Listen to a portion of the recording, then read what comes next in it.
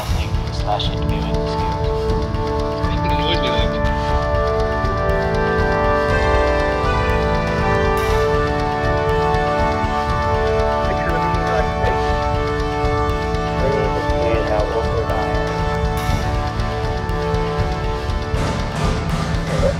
Nelson the Bois Show.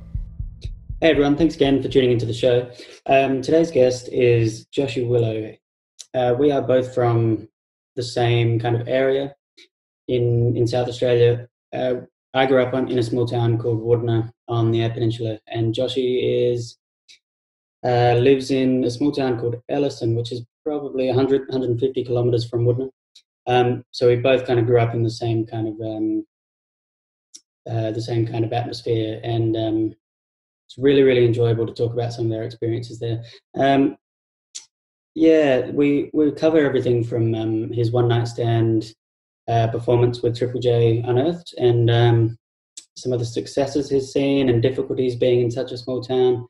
And I really enjoyed the conversation because Joshy was in fact quite an inspiration for me as a young guy, kind of coming into my teenage years, because he was kind of one of the only examples in the area of somebody who was doing music professionally, and that was really inspiring for me, and it really gave me a bit of a push along to realize that it is something that's doable.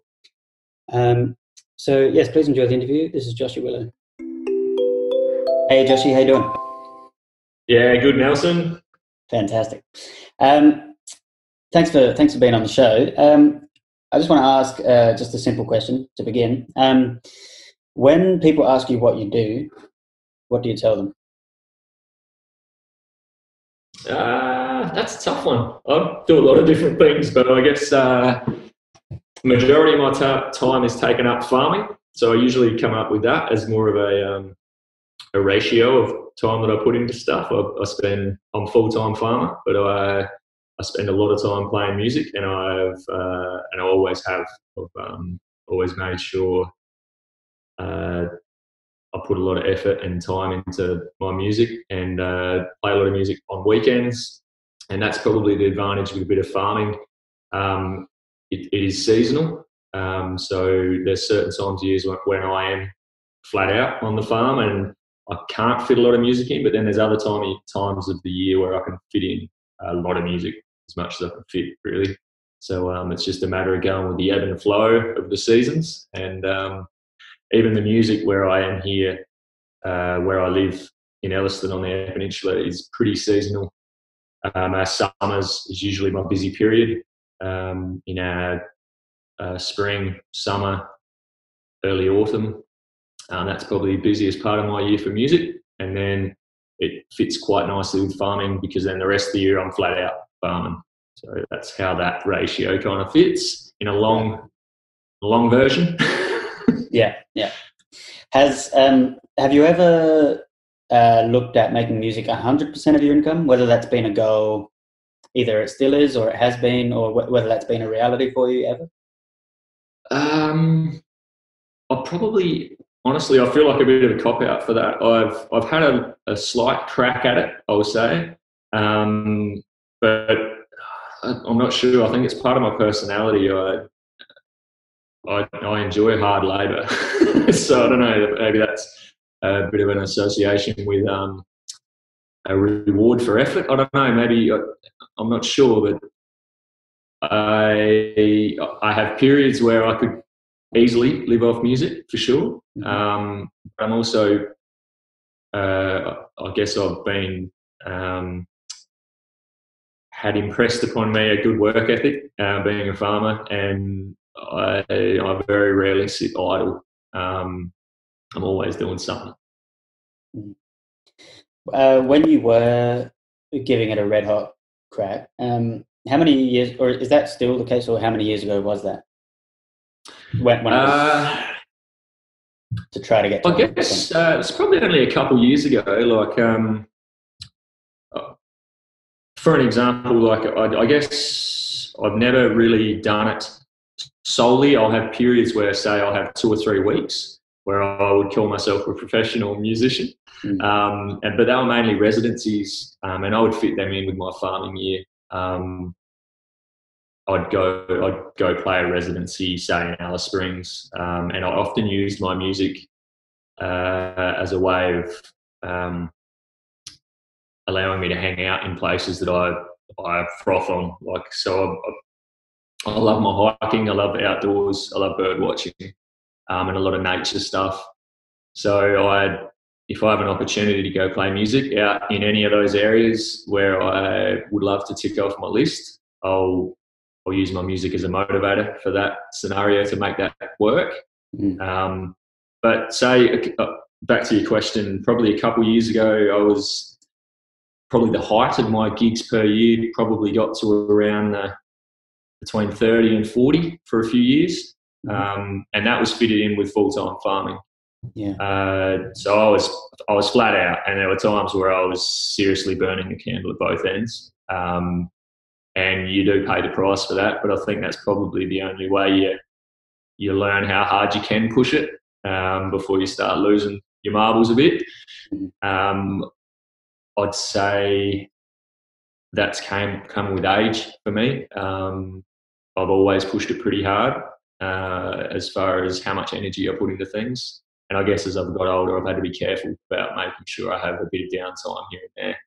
And if I feel like I'm starting to lose a bit of vigour for my music, I'll happily go back into working hard. I also love woodwork if I feel, and that's a creative outlet for me too. If I feel like I'm not in the right headspace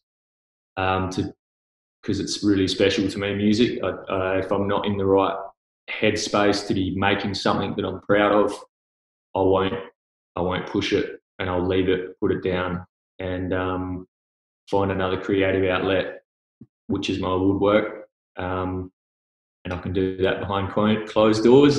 And when the vigour comes back, I pick a guitar up. So I guess I'm just mindful of my mood with that as it comes and goes.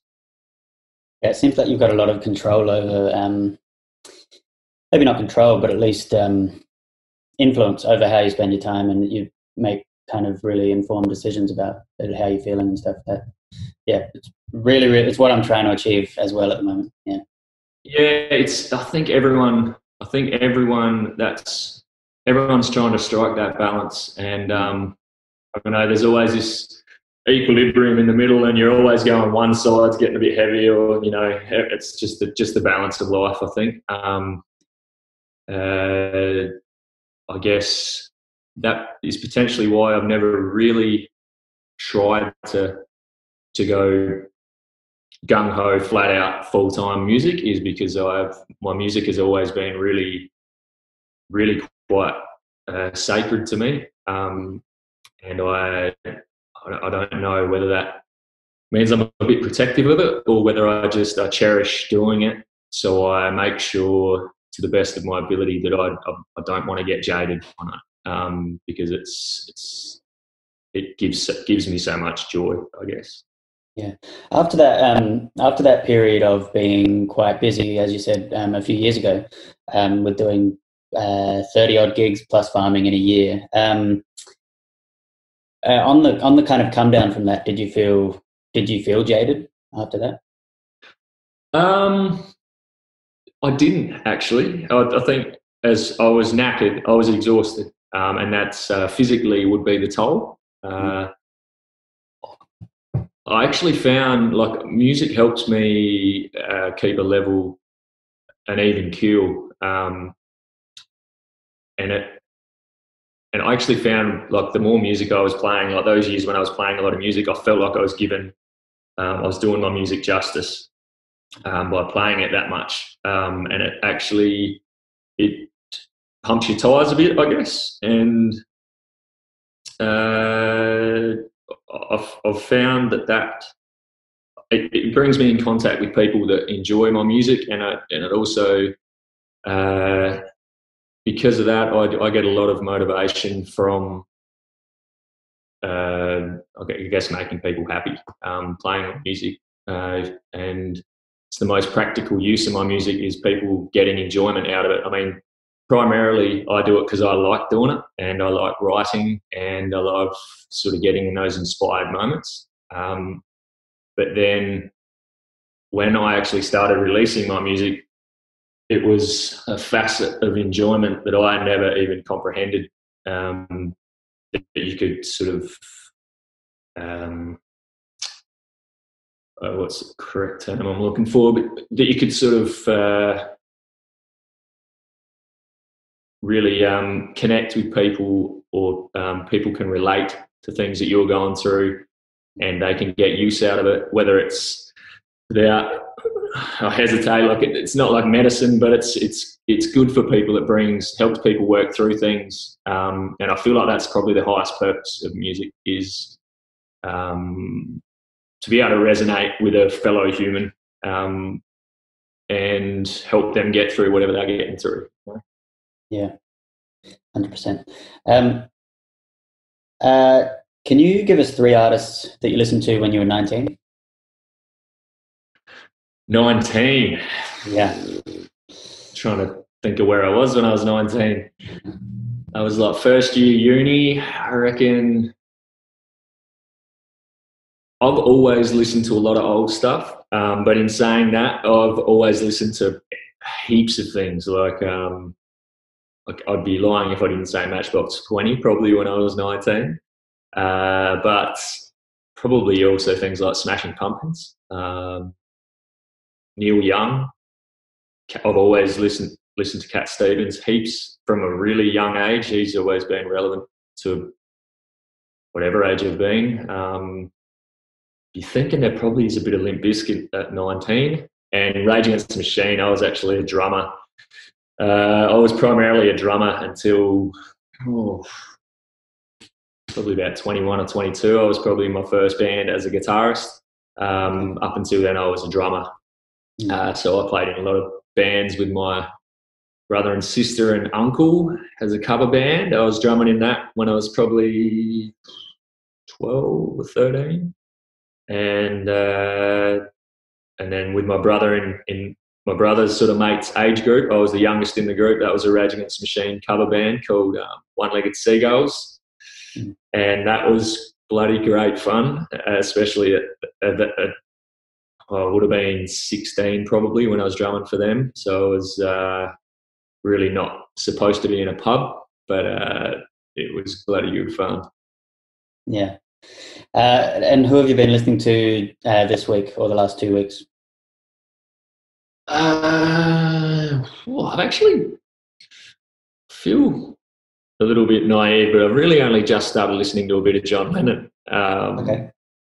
And Bruce Springsteen. Actually, I've just sort of got into records over the last couple of years. Mm-hmm. And the last one that I'm listening to is a Rolling Stones. This one. Been listening. I'll get rid of the cover. It's a bit shiny. It's a cracker. Just really shows their blues roots, what they were listening to. Like they do a cover of Little Red Rooster. Just some awesome. I Can't Be Satisfied, those sorts of tunes, real blues influence, and their early stuff. I don't know, I just really feel like they were really fresh then. I still think what they do is amazing. They're probably one of the bands I've seen the most. I've probably seen them 3 times, definitely 2, maybe 3. But yeah, I've always been a big fan of Rolling Stones, probably through my parents, really. To blame for it. Could you give a brief timeline of your musical career pertaining to location? So where music has taken you? Sort of where I've gone with my gigs and stuff. Yeah. Internationally, nothing very big. I do a lot of weddings, and as you'd be aware of the country community, everyone knows everyone. So I played a wedding in Bali. I've done open mics and things in San Francisco and around a place like that. But honestly, most of my stuff is Australian. I've played gigs in Kings Park in Perth, markets in Darwin, the outback stuff. It's really West MacDonald Range, west of Alice Springs. That was a sort of, I loved it out there. I was hiking every day and playing music at night, and you meet a lot of like-minded people who froth on all the same stuff. And the other kind of conversations you come away from feeling really energised because everyone's just buzzing, talking about whatever they've seen for the day.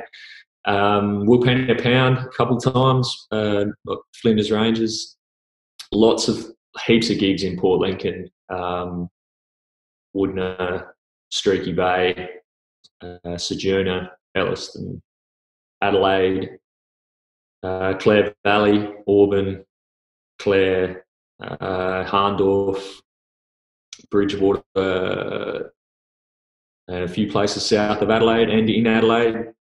But other than that, I'm yet to do an East Coast session. I know, like, we're going to bring it up anyway, but the Triple J thing that really gave me a push or a kick in the bum. I had a lot of friends saying, and a lot of people saying I needed to be going east as soon as I was in that. And I hope I wasn't being, I don't know, not ambitious enough, but I didn't think I had the material to do it justice or to really give it a hot crack. I just put out an album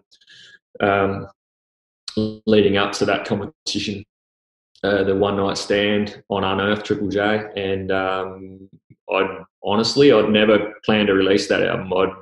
It was a goal I'd set for myself that I wanted to compile a body of work onto an album, and I recorded it all in my bedroom, and I showed it to a couple of mates. Matt Walling, Macca, he sort of heard it, and he was sort of like, you probably should get this mastered properly, like, because he actually said he'd mix it for me. So he mixed it, and in the process of mixing, he was like, nah, you'd be silly not to get this mastered and actually do it some justice. So I did that, and I was stoked with the outcome. And that was basically the entirety of my solo career was that album, really. I'd played covers before then. We'd written a few pretty rough originals. Most of them were quite humorous in nature, not so deep. When I write, I jump between sort of humorous stuff and very deep stuff. And I find I get the most reward out of the deep stuff. It feels good to be able to create something that has a lot of depth and meaning, but I also like writing just crap, you know, like on that first album there was a frog song that was about a frog with a substance abuse issue, you know, like I just love, that was good fun. I've always had a very lively imagination. But yeah, I've gone off target a bit, but as far as playing in a lot of places, really, I'm very much South Australian centric. The East Coast thing, I knew a lot of people that were doing it, and I didn't think my body of work at that stage was deep enough to really give it a proper rattle and present myself in a way that I want to present myself and my music. And I was very fresh to the music scene at that stage. And I was very aware of that, and I felt like I needed to do a bit more time before I entertained those sorts of ideas. We'll circle back around to the Triple J thing, but I guess I'll put a question in front of it. When you were putting your band together to play at the Triple J One Night Stand, being in what I can assume is quite a low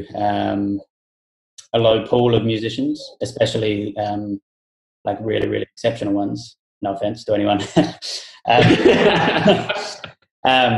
But to put together a group of kind of musicians that are capable of playing on a national stage, coming from the country. How did you go about that?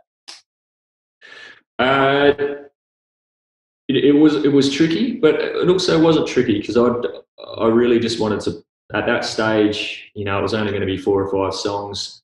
I hadn't even gigged those songs before off of that album. I'd written them, recorded them. I'd shown a couple crew who I thought would like them, and they liked them. But yeah, it was way out of the blue. But so from that, I had a band that I was playing with a lot, sort of more Sunday sessions, reggae stuff. And those boys were capable, you know. I was happy they were going to be able to get it across how I wanted it to be put across. So I had a mate called Jimmy Smith on the drums, Pete Tomlinson on bass, and I had Macca on guitar, and one of Macca's mates, Gareth Chin, on piano accordion. And I was happy with how they were going to be able to put it across. I will say, like, to the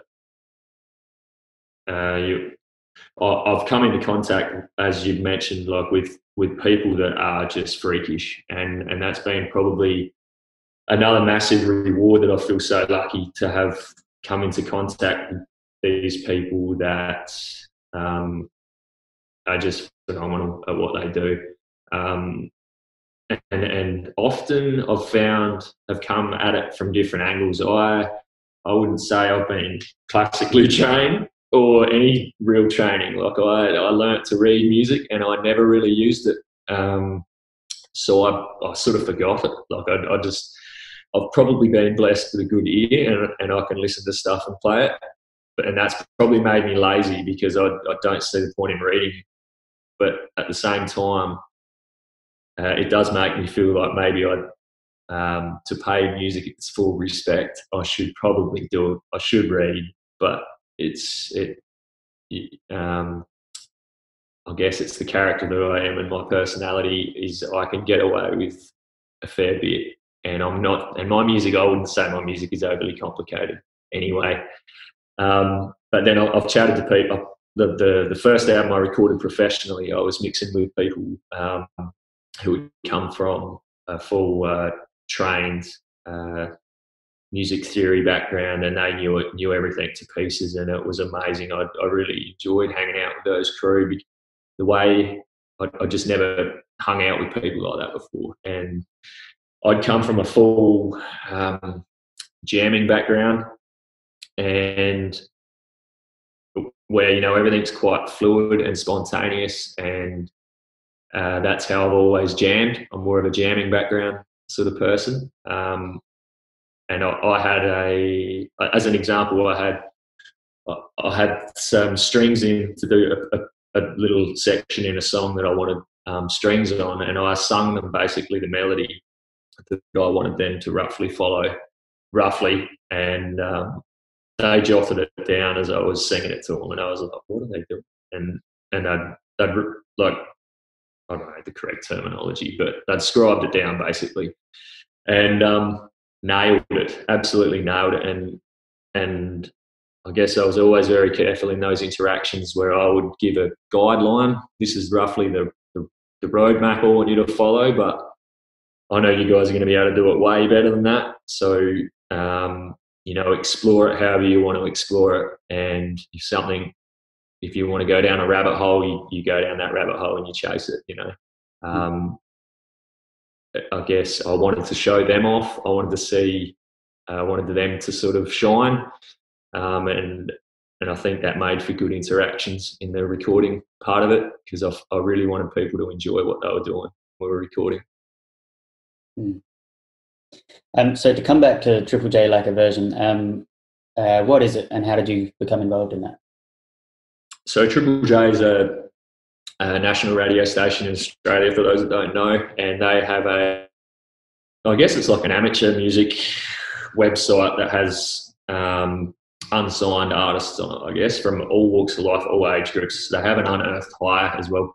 And I'd uploaded my music onto this platform. They were running a festival, I think once a year, called a One Night Stand, and they use their Unearthed platform for a lot of opening acts for their bigger festivals, and it's an amazing way to get exposure.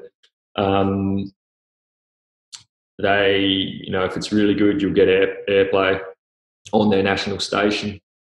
There's often a lot of playlists that are made off of those Unearthed sites. In all honesty, I think I've still got stuff up there, but I haven't looked at it for, I don't know, 5 years, 6 years. But for me at the time, I'd uploaded it and it was getting quite a few plays, the 2 or 3 songs that I'd uploaded. And it was just one of those right place, right, I feel like it was anyway. I'd uploaded these 2 or 3 songs, and then I'd had a backpacking trip to the US locked in February, and so I was in the US, and when I was in the US backpacking, I saw probably on social media or something that Triple J were going to have a one night stand in Tumby Bay, and you had to have your music uploaded onto their Unearthed site to be eligible to open the show.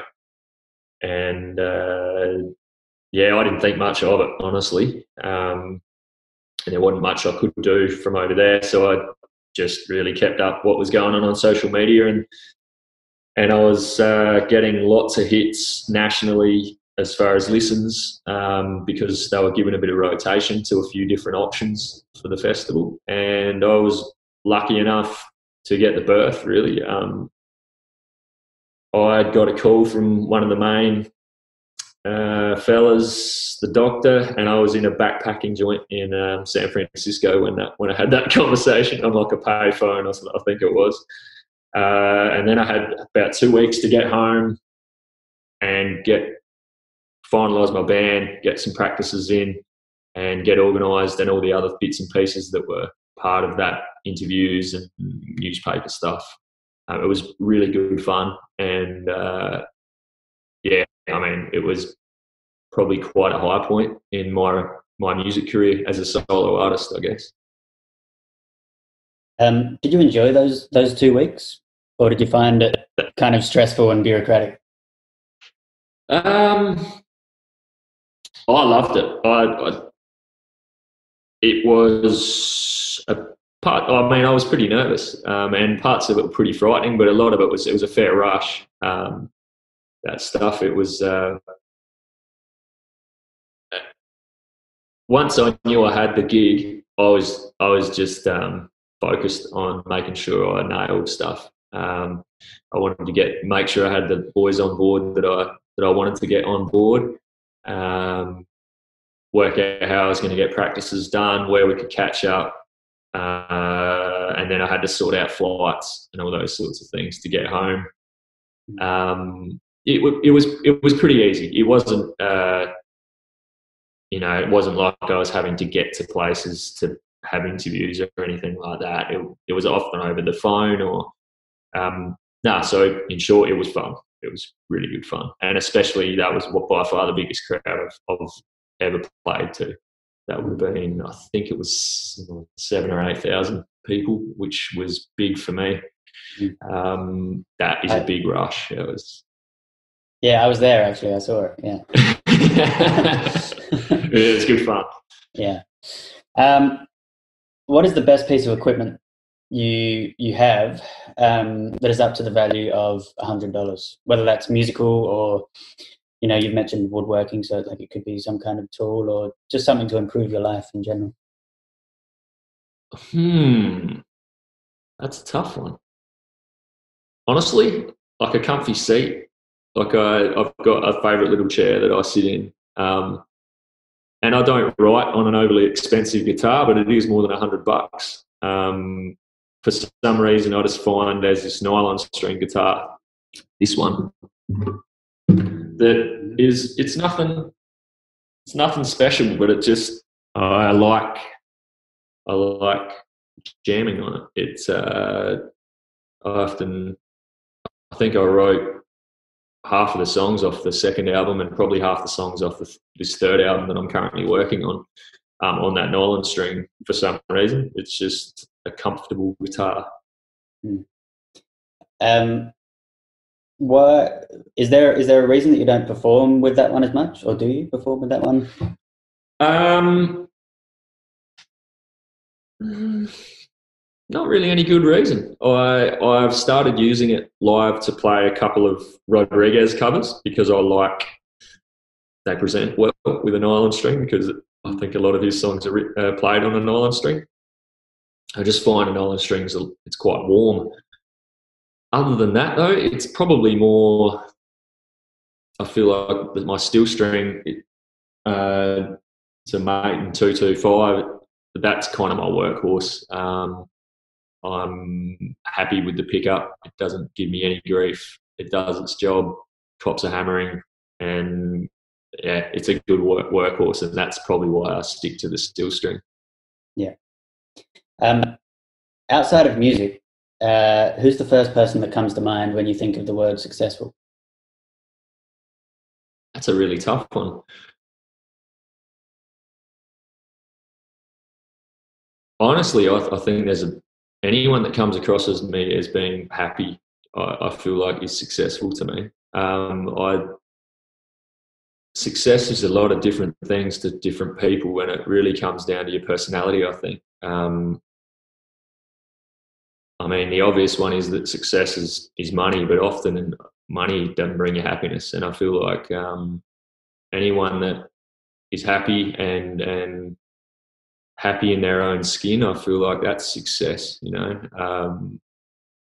doing what pumps their tires. Might not look like monetary success to some people, but I feel like, yeah, I don't know. It's a good question. I can't think of an actual individual person, but anyone that, I feel like we all have our good days and our bad days.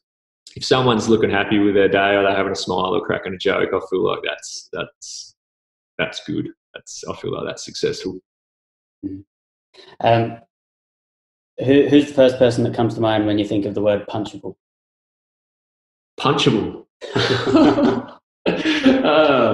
I'm not really very violent. Punchable. Oh man, you've stumped me again. I wish I could have given you a name for the happy one, the successful one, but punchable. I don't know. I tend not to if I feel like someone's punchable, I just don't give them any time. I don't waste my energy.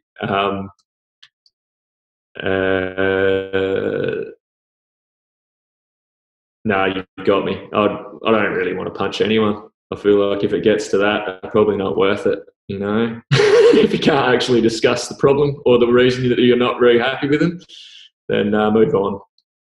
Yeah, I should just. I've to anyone who's listening to the podcast regularly. I ask this question to everyone, and I don't ask it because I believe that's a good way to solve problems. I just think it's a very good no, it's a good question. Yeah, no, it's great. What do the first 60 minutes of your day look like?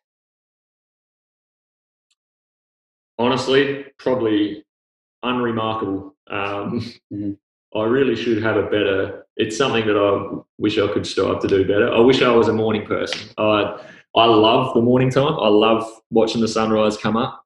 I just have trouble getting out of bed. I need to have a good motivation for it. But I'll admit, things on the farm, when we're seeding and when I've got to do stuff early in the morning, I love that time of day. And I spent a lot of time in the fishing industry, and you're on the water well before the sun comes up. It's the best time of the day. But honestly, first 60 minutes, I wake up, I think about coffee, and honestly, I pick my phone up and see what's been going on. That's probably my access to news, which is pretty sad. I wish I didn't have the attachment to the phone that I have, but I do. Get up, grab a coffee, and I'm usually out the door. And that would be my work day. On a weekend, I'll get up, have a coffee, and go have a wander in the garden, pull out some weeds, check some things, work out what I've got to do in the garden for the day. And then I might have a strum once I do a bit of gardening, but I like pottering around in the garden, first hour of the morning usually. Yeah. Out of curiosity, on a weekday when you're working, how long does it take you to get out the door? Probably half an hour. Okay. Yeah. Yeah. So I don't give myself a lot of time to do. Yeah, I don't give myself a lot of time to get into it. And if it's something that I need to be out on the farm, because I don't actually live on the farm, I commute. But if it's something I have to be out there early for, I'll be pretty quick snap out of bed and get out there. Yeah. Is writing music scheduled for you or spontaneous?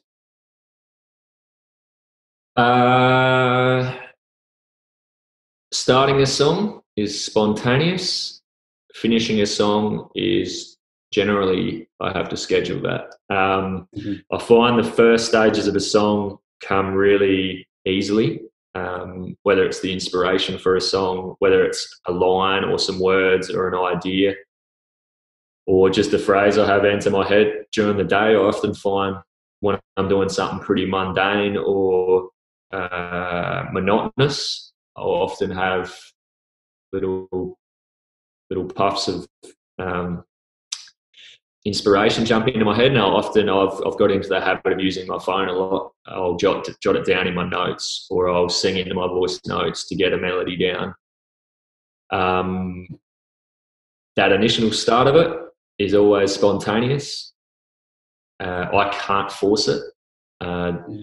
Often those little pins that I put into ideas, like voice notes and stuff, that's so that I can revisit them later and complete the idea. Often I'll be 50 k's inland on a tractor, away from a guitar. Usually I don't have an instrument with me, and I'll make sure I grab hold of that idea, record it on my phone. I'll get home and then I'll have a strum, and then if I can revisit that little moment, I can usually punch a song out of that. I guess you would call it pre-production, but I find that part of it hard, like actually nailing in what the song is going to finally look like, the structure. I find that bit of it a bit mundane, because it's basically making it fit a mold so that you can call it a song. Whereas a lot of my lyrics may initially write themselves as poetry, and then that'll pull a riff out of me, or I'll have a riff and then I'll have a sentence enter my head or some words enter my head, and then I'll try and elaborate on that. But yeah, I can't schedule writing. I have tried, but anything I put effort into, if you put too much effort into it, I feel like it comes out like shit. Sorry for swearing, you can beep that, but I don't know. I find I really love songwriting. Like it's,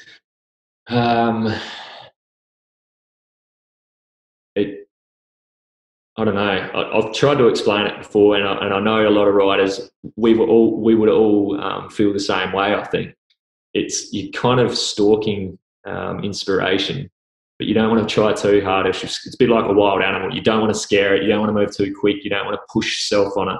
You've sort of just got to allow it to reveal itself, and you're really kind of just a conduit for it, and it's coming through you, kind of thing. And you've just sort of got to prepare yourself in a way that allows it to want to go through you, kind of thing. Right. Yeah. Hopefully that doesn't sound too weird. No, that makes a lot of sense. When it does hit you spontaneously like that, can you think of two actions or two thoughts or feelings that have consistently triggered that spontaneity? And yeah, it's and the more I say this, the more I hear other artists say as well. It's a big nature thing for me. Nature never fails to draw some sort of reverence from me, whether it's seeing something that you just haven't seen before, or Yeah, I don't know. It is a nature thing. Whether it's a sunrise, I know this sounds really corny, but whether it's like a beautiful sunrise, like with colours at the moment, we've got amazing sunrises. We're at this time of year over here. We're in autumn, where at Elliston it's usually windy as for 99% of the time. We come into autumn and we start getting these nice, no wind, glassy mornings, a little bit of high cloud, and you just get these beautiful sunsets. And often things like sunsets will pull it out of me. Big swells, ocean. I'm probably half and half. I'm a fair ocean goer, but I'm also I love hiking and love bird watching. And I don't know, I get a bit of a kick out of observing ecosystems, whether they're birds or insects or snakes or anything. I've always been into critters as a kid, I guess. Are you close to the beach there where you live? I mean, obviously, obviously you are in Edison, but yeah, I live probably 300 metres from the beach, 400 metres from the beach. But it's always been a big feature in my life as a kid. Our life during summer revolved around the beach, whether it was fishing, snorkeling, swimming. We're very blessed over here. Woodden's the same with your Gulls ranges and that out the back, but for us it was barbies in the sand hills and just being feral, running around the sand hills and chasey and hanging out in the swamp and looking for tadpoles and fishing. We're always pretty solidly immersed in the environment, whether it be inland or the ocean or somewhere in between, sand hills, swamp. Yeah. The following topic is something that I'm very interested in, and probably you're the perfect person to talk about it with. And I guess what I mean will evolve as we talk about it. But this question will probably putting the pressure on now. Yeah, no, exactly. No pressure. Yeah. This question will probably seem kind of backwards, especially to country people, perhaps. But is there anything that you think country people can learn from city people? Oh, I think there definitely would be. That's a tough one. Honestly, I've never really... I kind of never really seen us as that different. Just sort of the same people, just brought up in different environments. I think, what could we learn off the city crew? I don't know. It's going to sound generalised, but the city does it like it's. As a kid, I used to love the city. Like everything was hustle and bustle and really quick, and the smells and the noise and the activity, it was just hectic. But I find that as I've got older, I can only handle small amounts of it. I feel like it's just too much going on. But I do admire how city people are. I've never really thought about it. I was going to say, like, as going to the city, I love going to breakfast places. I love coffee and I love brekkie. And I feel like as a country crew, we're stealing that idea. There's a lot of nice breakfast places sort of opening where the population allows it.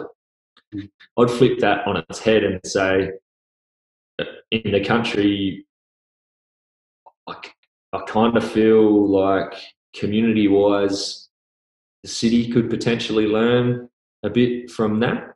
But at the same time, I don't think there should be any judgment on that. I feel like the city, there's just lots more people, whereas in the country, I feel like there's a lot more tolerance because there's less people, and we get the same variations in characters and personalities, but because everyone's I feel like people are a lot more careful with how they treat people, and because you're going to see them every day. like whether it's down the shop or the pub.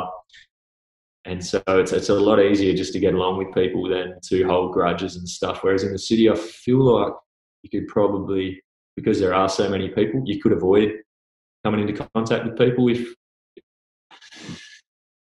Yeah, I don't know whether that's really answered your question at all. It's a tough one. Well, I don't know.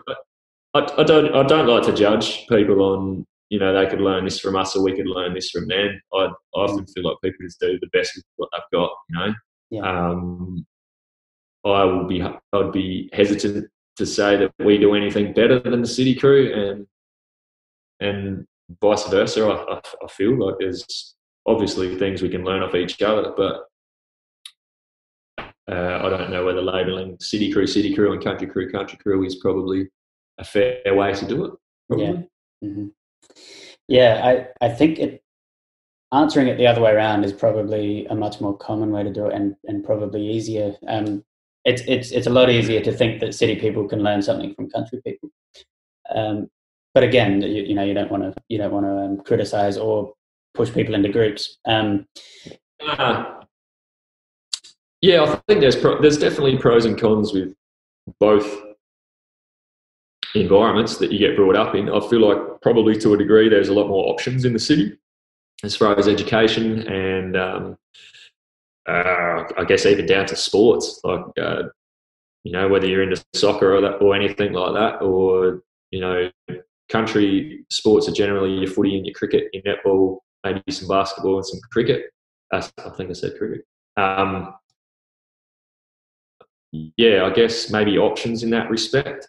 City, you have a few more options maybe, but I don't know whether that makes you any lesser as such. I think I feel like an advantage of being in the country is often there's people, your bag of tricks has to be bigger because there's less people that can do the jobs, I guess. So you end up doing a lot of different things, I feel, and I don't think that's a bad thing. Yeah, tough question. I don't know whether I've answered any of that. No, that's okay. I guess in the same vein, did you ever feel, especially kind of around the teenage years when you were, perhaps starting to develop who you are as a person, did you ever feel like there wasn't a place for you as someone who's into music and into bird watching and into, because again, it's a total stereotype, but and I'm only speaking, I guess, from my experience as well, being growing up in the country. But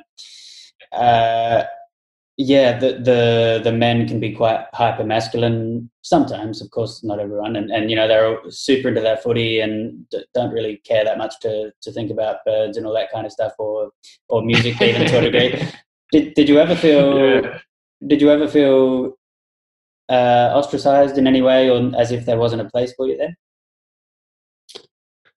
I feel like no, I don't think. And I'll put some subtext to that. I feel like, and once again, I'm careful because I'm going to sound biased, and I'm going to try and make Elliston sound like a phenomenal place and a community. But Elliston's always had a very random mix of people and different styles of living.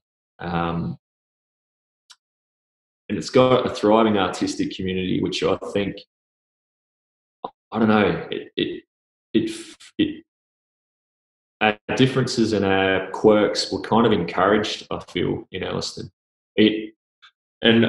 Without pumping my tyres, I probably kept those hyper-masculine crew off my back because I could play footy. I could play relatively good footy. So I don't know, maybe I wasn't, maybe that helped me find a bit of a foot in the mould of what you should be, I guess, maybe what society's expectations that you should fit into. But yeah, I was always a bit different like that, I guess. I always liked my critters and my animals, and I always did. And I guess growing up here as a kid, it was never, that was just who I was. Like it wasn't abnormal for me to have a pet sleepy lizard or a pet spider or just random things. And I don't think, fortunately, I don't think it ever really caused me any sort of, didn't really make me feel disjointed from society. But I guess I did, I guess I did fulfill my roles as probably what society expected of me, as far as playing footy and those sorts of things. And musically, Elliston's always had a big music feel about it. Like when I first come back from university, that I tell this story a lot. I reckon there were 5 bands in town, and we're a town of like 300 people. Okay.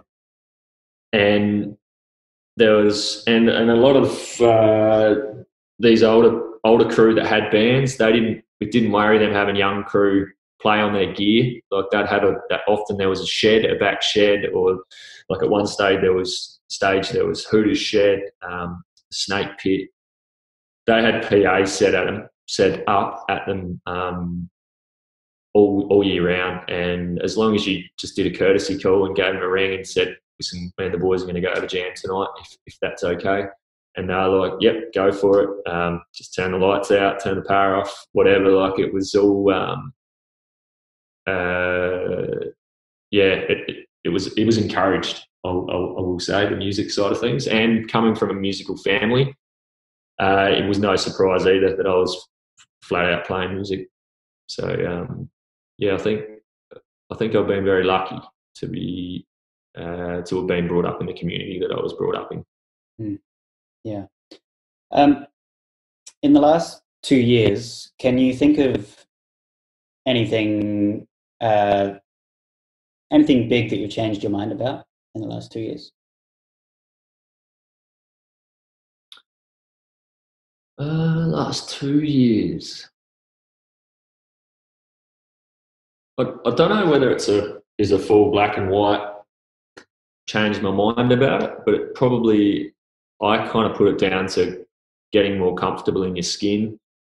I don't know whether it's a musos thing or not. You tend to be pleasers. You want to keep everyone happy. You want everyone to like you, and you want everyone to be happy. But the reality is that there's going to be people that don't like what you do, and there's nothing wrong with that, and you've got to accept that. And I guess I've always tried really hard to keep a lot of people happy. And I think as I've got older, I've decided there's better things to put your energy into rather than winning over people maybe they don't deserve to feature in your life as much. You just become more comfortable in your skin, and you work out where you put your energy and where you don't put your energy, I guess. Yeah. So I wouldn't say a flat out change of mind, but just growing older, getting more comfortable in your own skin, and not being so judgmental of what you do. But then in the same token, don't be judgmental of what other people do. Like let people be, and you find you come across the right people at the right time, and when you come across people that you really hit it off with. Can you think of any specific resources or a certain realization, like perhaps there was a book or a movie or a record that made you come to that realization? I'm not sure. I did a lot of reading, and once again, this is very cliched. Everyone loves this book, The Alchemist. I loved that book. I've read that book a lot of times, and I don't know whether there's anything in there. Well, there's lots in there. There's a lot of different layers, but there were no epiphanies. There were moments of clarity in it. I just found it was a great read on how you should probably behave. I don't know. I think often you see examples in other musicians where they're happy to fail. They just want to roll the dice, and you see a lot of artists and every artist goes through their productive stages, and they'll put out a clanger album every now and again, and the best do it. So, you know, I'm definitely not the best, but I'm not the worst either. And so, you know, don't be afraid to fail. Like Bowie put out quite a few dodgy albums, and Rolling Stones, there's a couple there that were a bit la-di-da, but there's always, you know, that's art. They probably felt they were right onto it when they made that album, and they might have got something out of it. I feel like that's the thing with art. It's depending on how old you are, or what mood you're going through, or phase in life you're going through, you can interpret stuff completely differently depending on your life experiences or your mood for the day. So what you might think's a full failure one day, a couple of years' time, you might look back and go, you know what, I did all right there. I don't think there's any magic bullet with that. I didn't read a book and go, bang, I know what I'm doing. Sorry, hopefully that answers your question. It does. Is there one daily habit, like something you do every day, that you can attribute to a fair amount of your success? So, like, is there something you do every day that you can kind of pinpoint as something that's made you, however, you know, successful? Or probably from my music side of things, I've always, I don't know, for some reason I've always, probably because I played a lot of music before I ever wrote original stuff. And then when I wrote original stuff, I was really lucky to have it, to find that people enjoyed it as well. I think because I had that lead up time, I'd already decided I was going to be playing music for a long time, and it was never, because it was basically a behaviour. Like, it was something that I've always done it. Like, for as long as I can remember putting together a drum kit out of Milo tins and stuff when I was 3 or 4 years old, and watching my mum and uncle in a band. Always was around bands in Elliston, so I was always pretty comfortable that music was going to be a big part of my life for a long time. I just had to work out how to be able to continue to do it sustainably. And I think early on, coming back to your question about what you think I do every day to work towards success, it's just I've always treated it like a marathon. Like, there's times when you can't put all your energy into it, for me, because I don't do it full time. There's times when I can't give it 100%, but then there's other times when I get those opportunities to give it 100%, I'll smash it. Like, I'll do my practice. I'm pretty disciplined with that sort of things. I still feel like every muso, you never do enough practice, but just sticking at it. It's probably if it means that much to you and it's such an inherent part of who you are, you just got to be realistic about it. You know, the celebrity side of it has never been something that I've aspired to. I just like playing music. I miss it these days because I don't play in bands as much. I'm more solo, but I love jamming. I love being able to play music with crew and just stuff around and have fun. And often I feel like that's what crowds like, is when you might not be playing the most complicated, intricate, deep lyrical music, but if you're having a good time, I feel like you're halfway there, or more than halfway there with the crowd. If they see that you're just joking around and having a laugh, and that's what it's about, is having a good time. Yeah, hopefully that answers your question. Yeah. This is my last question. Is there anything you regret over your musical career, farming career, general life?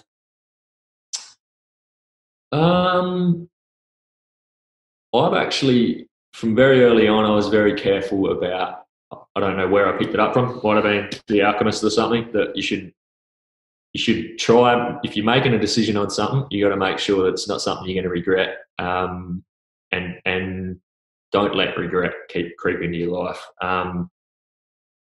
If you're going to have a go at something, give it 100% and have a crack at it. I know that sounds a little bit hypocritical because I haven't probably how some people would perceive how you should have a crack at music. I'm careful on judgments on that because I think it's different for different people. The way I see it is I'm having a go long term. I just want to create a body of work every 4 or 5 years, create an album, and maybe leave some form of, without being too egotistical about it, but I guess it's almost like a form of immortality if you leave something behind, like some sort of a legacy, I guess, that people might find 50 years down the track and actually listen to and bring a smile to their face or make them feel good or even make them feel sad. If they feel something, then your art was worth the time you spent on it, regret, I would say probably not. I'm not good at putting my foot down. I'm pretty, and that's a character, like a personality thing. I like to go with the flow, and it's something that I've learned is, and often people know what I'm doing. What I'm getting at is from the music perspective, where I'm looking for something, and I roughly know what I want, but I have trouble asking for it, and that doesn't help anyone. I feel like maybe the regret is at a younger age I should have backed myself more, I guess, is probably, and I wouldn't say that's a regret. That's something I look back at that I think, I can work on that to make me more productive or more effective at what I'm doing. Yeah, no, I absolutely think your approach to your career in music is so admirable, because you're not doing it 100% of the time, and it's you only do it when it feels right. And I think that's something that I've taken away from this chat anyway. Just only doing it when it feels right. Like don't do it just for the hell of doing it if it doesn't feel like that's what you should be doing. I just feel like my way isn't definitely the way that I don't what's the word? I'm not putting my way as a way of someone else should do it. You've just got to work out how you want to do it yourself and make sure it fits properly with how you want to do it. You've got to go to sleep at night, make decisions that you're going to be able to sleep on, and feel good about them. You're going to have bad experiences here and there, but that's no different to life in general. You've just got to observe them, work out if you can learn anything from them. If you can't, you can always learn something. I feel like even the most shittest experience you can have, if you observe that from an unbiased, unemotional perspective and work out maybe what you did wrong or maybe you could have done this better, you can always improve on stuff. And while you're still alive, you're still in that game, and you should be in a constant state of improvement, I reckon, is a good way to sort of look at it. Yeah. But there's no way I'm going to preach to say that my way is anyone's way. I just feel like everyone has their own way of doing stuff, and I kind of feel like there's no right or wrong. If it's floating your boat, then keep yourself happy, and that'll go further in helping you make other people happy. Exactly. Yeah, if you're not pissing too many people off and you can sleep at night, then you're doing all right. Yeah, that's it. That helps. Yeah. And it's a small world, the music world, and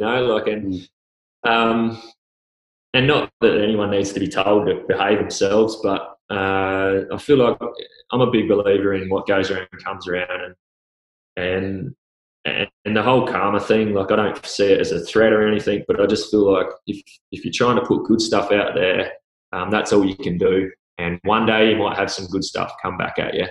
And if you come across individuals that don't hold that same belief, then good luck to them. You don't have to hang out with them. Yeah. Yeah, thank you so much for your time, Joshy. How can people find you online? What's the best way to do that? I'm on Facebook and Instagram under Joshy Willo, and they're probably the two best ways to get into contact with me or chase my music up. I'm on all the iTunes, Spotify, those sorts of platforms. But yeah, that's about it. Yeah, awesome. Thank you so much for taking the time today. No worries. Thank you, Nelson. Cheers.